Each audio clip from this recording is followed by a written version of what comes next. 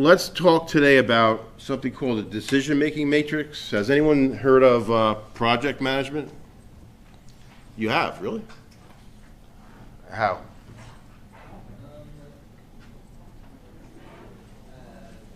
You know somebody at the project manager? Okay.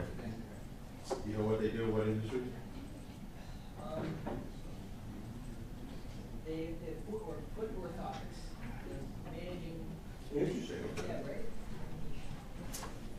Well, a project manager, typically, if a company is going to do something special, it's not a routine thing. They're going to, they need a one-time organization, pulling resources from all over the place.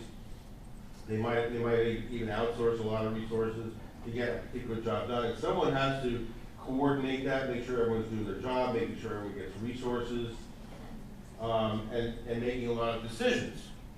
And one of the things in general in business, is you want to make the best decision possible. You don't want to make decisions based on intuition or feelings. You want to do it based on research and logic. And in particular, what you want to do is articulate all your assumptions so that everyone knows, why you're thinking the way you are, and they can question that, and they can understand it, and they can be convinced by it or not convinced by it, but they want everything articulated. So you want to, as much as possible, get away from, gut decisions or, a lot of times decisions in companies are made based on politics and not rational decision making, or they're based on emotions or ego. You don't want that. I mean, that's going to be a disaster. So, as you go through your courses, you're probably going to be taught a few decision making tools for managers. So eventually you're going to become a professional or manager. You're going to have to start making decisions. And one of the tools that project managers have, and I taught a course in this once, is called a decision-making matrix. And I think it's a really cool thing. It is very useful, especially for major decisions. It does a lot of things for you. And especially in combination with Excel, I think both of these things end up being very useful. So what is a decision-making matrix? It's going to force you to be thorough. What do I mean by that? If you're making a decision about something major, you want to make sure you are thinking about all the factors that are important to you. You don't want to forget an important factor and then find out later, oh yeah, that was important, I should have included that. So for example, what factors do you think of when you're choosing a college and a major? What are you thinking of? If you're let's say considering Montclair State versus Rutgers versus Harvard or whatever it might be, what's your criteria? Okay, distance. Okay, good. Yeah. Anything that's really important to you. What else? Price. Price, tuition, yeah. And? I'm going to say price as well. Okay, price is important. Okay, it's a low price, right? It's very close. So let's go to Montclair State. Now you graduate with your degree in marine biology, right? And you go out and get a job. And what happens? There is no jobs in marine biology. So you forgot one criterion. Are there jobs in that field? Right? Is that not an important criterion? Yep. So what you want to do is make sure you're thinking of everything that's important in your decision. Right? Make sense? Then, as much as possible, you want to evaluate those criterion. So for example, tuition could be more or less important than distance, and more or less important than your ability to get a job after you graduate, right? So you have to decide explicitly how important is tuition next to distance. How important is tuition next to, the percent of graduates who are employed after 1 year or something like that. How important are all these things relative to each other? And what we're going to do is we're going to translate that into a scale of points, 1 to 100, and assign points basically explicitly deciding what's important, what's more important, and the exact ratios in terms of numbers. So it forces you to make a decision, and then you want to think about, why am I making that decision? And you might want to gather information, do some research to back that up. But basically what you're doing is, one, is you're listing all the criterion, and two, you're deciding how to weight them. How important is each of these relative, in terms of the overall decision, right? Make sense? Okay. And then finally, what you want at the end of the day is to have one figure, one number that tells you which one of these choices is best. And in business, that's typically called a key performance indicator, which is, a lot of times what you want is one number that gives you a sense of whether the business is doing well or not. So what's your key performance indicator? You're a professional student, right? What's your key performance indicator? What are you constantly paying attention to or looking at or communicating or discussing? Nothing. He has no number. He's numberless. Does anyone have a number here? You had your hand raised? No? What's a student's key performance indicator? Grades, but what's grades part of? What number? GPA, which is an average of your grade, right? No? So you can use that to assess yourself, compare yourself to others, communicate something about yourself to others, So basically, at the end of the day, you're going to have one number, which basically is going to tell you which of these choices to make. So go ahead to Canvas and download this document, and you're going to see a whole bunch of examples. There's different ways of doing this. I'm going to show you one way, but you can actually do it in quite a number of these ways technically with Excel and so on and so forth. I like to use the point system. Some other examples here don't use the point system; they just use percentages. But it doesn't matter how it's done. What you need to do is have that list of criteria, have those weights, and then use those weights to decide which one of these is your choice. Okay, everyone downloaded this thing? Now, the next few worksheets to your right are examples. So just go through them and take a look at them and get a sense of what we're doing here.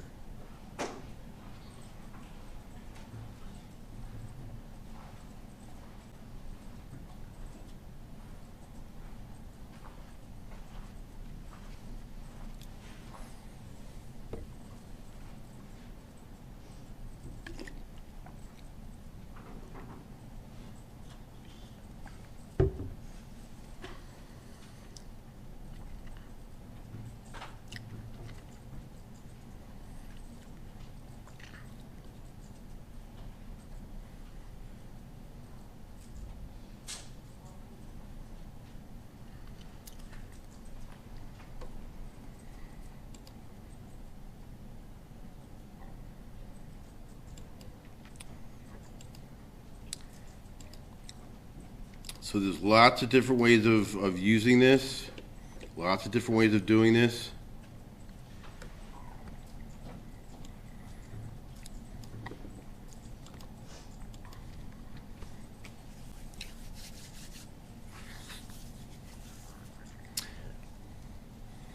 Okay, let's go ahead and build a decision-making matrix. Let's select a topic. It's going to be vacations. Okay, so the first thing you need is your criterion to decide on the vacation, right? And then you need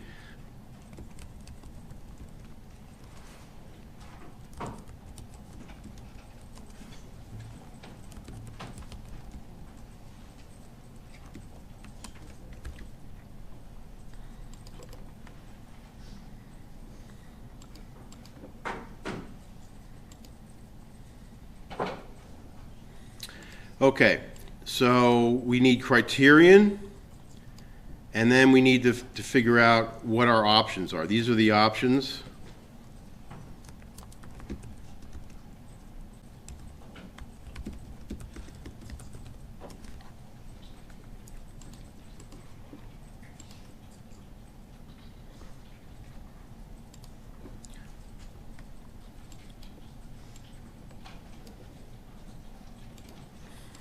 Okay, so where should we think of going?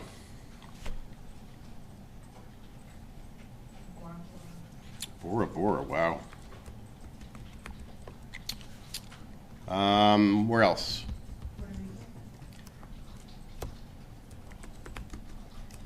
I'm not sure I know how to spell Puerto Rico. Is that how you spell it? P-U?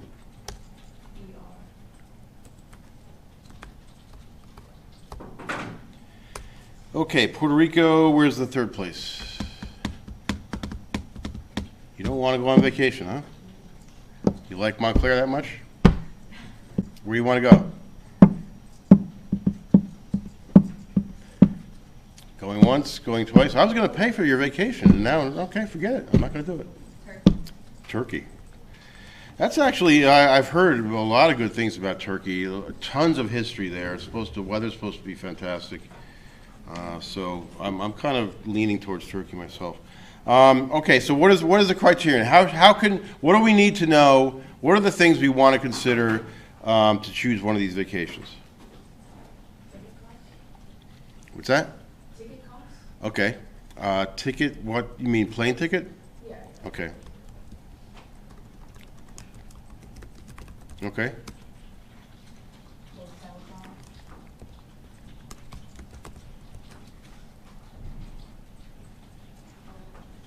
I would personally look at the currency and dollars and whatever they have. Very focused on money. How about a non-money criterion? What other things do you want to, what do you want to get out of vacation? Oh, yeah, okay, good. So you want to evaluate views. One more thing. Weather. Oh, very good. Weather, very important. You want to spend the whole time inside. And you could actually do research on all this stuff, right? Now, let's suppose what you want to do is say,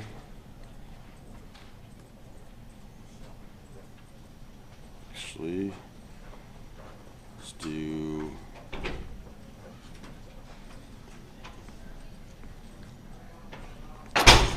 I'm going to do this, do that, maybe, insert, okay.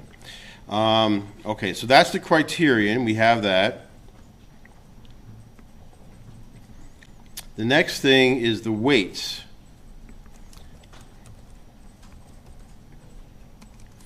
Now, there's different ways of doing this.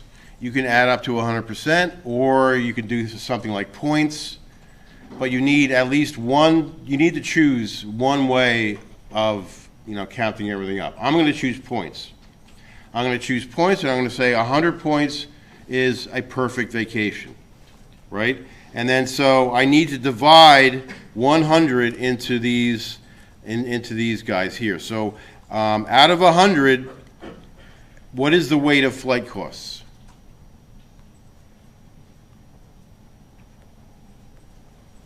Someone threw out a number. So how many? If I assign 100 points to this, that means that's the only thing I care about. If I assign 50, that means half of my decision is based on that. If I assign 10, then a very small amount of the decision. Okay, so what should this number be? 15? I say 30? Hotel costs?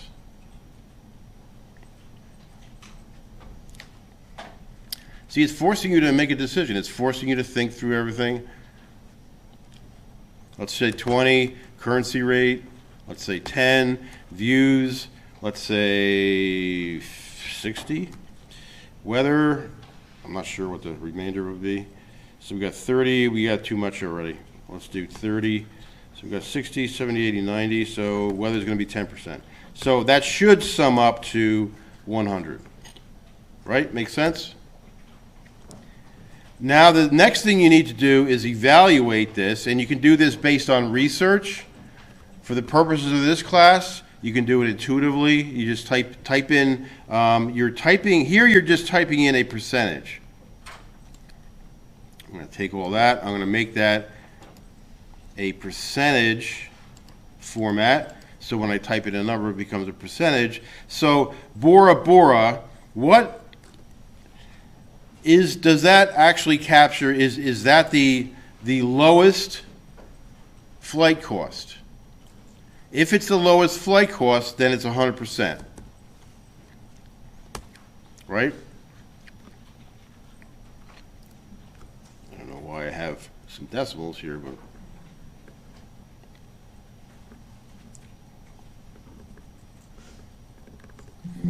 Okay. And let's suppose Bora Bora has very expensive hotel costs. So let's say that so that's only 10%. Right? And then currency rate, let's say it's not the worst, but it's pretty bad. Views are, let's say they're very good, they're not perfect. The weather, let's say, is perfect. Okay? So I'm simply typing in numbers that evaluate how Bora Bora is doing in terms of all my criterion. How do I come up with a number then? Let's just take this.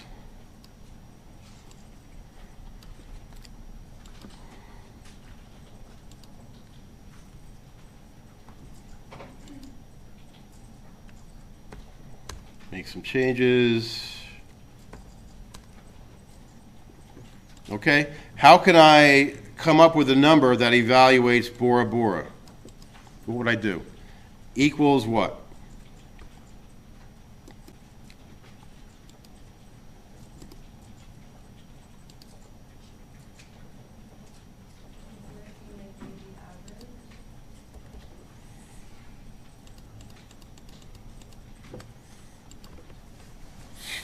Yeah, that's actually an interesting idea. Let's try it.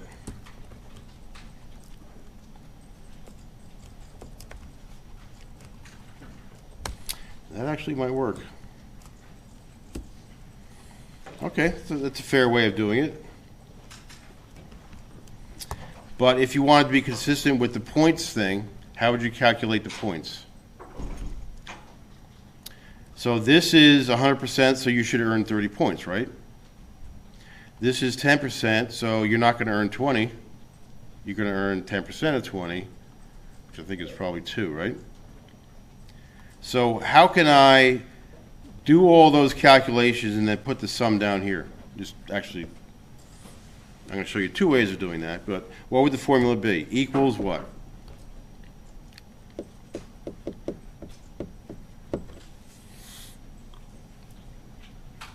Right there in C20, what I want is the total number of points that Bora Bora has earned. Percent times the absolute rate. Okay, so we're going to do a percent for that, and then times the weight. And what's that going to give us? That's going to give us, actually we need to convert that to, get rid of percentages, convert it to just simple numbers. So that actually means that we've earned 30 points from the flight costs. Right? Make sense? Now, what else do we have to do? It's not just flight costs, it's everything else. So how do we add the rest of it? The only thing we have now is the points earned from flight costs. What else do we have to do? Just keep adding them up. Plus that times that, plus that times that, plus that times that, plus that times that.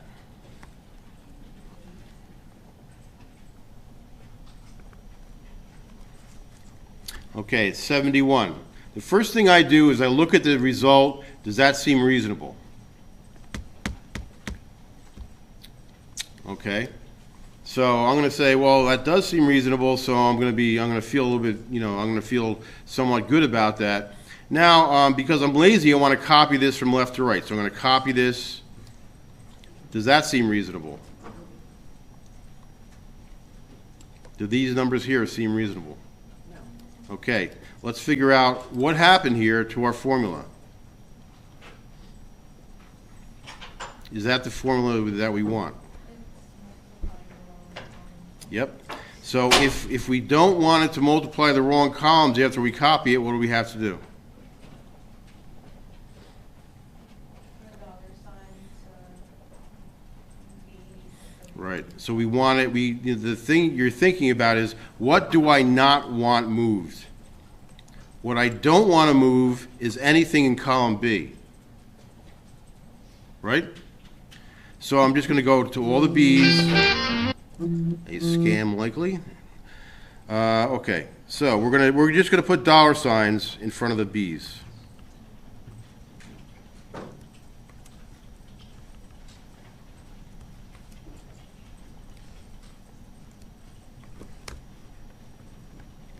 Now let's copy it.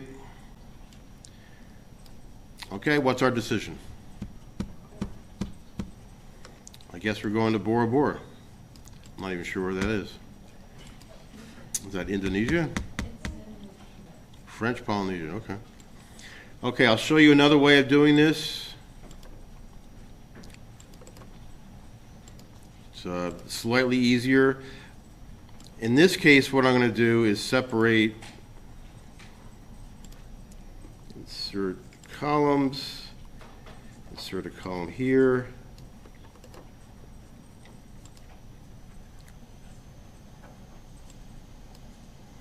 Okay, so those are my evaluations, but what I can do is simply copy, let's get rid of this. I'm going to simply say, okay, I want to do the separate calculation in an additional column. So it's going to be that percent, Bora Bora earned 100% of the flight costs, and so they earned 30 points. And I got to change this formatting from percentage to general. I'm going to do that.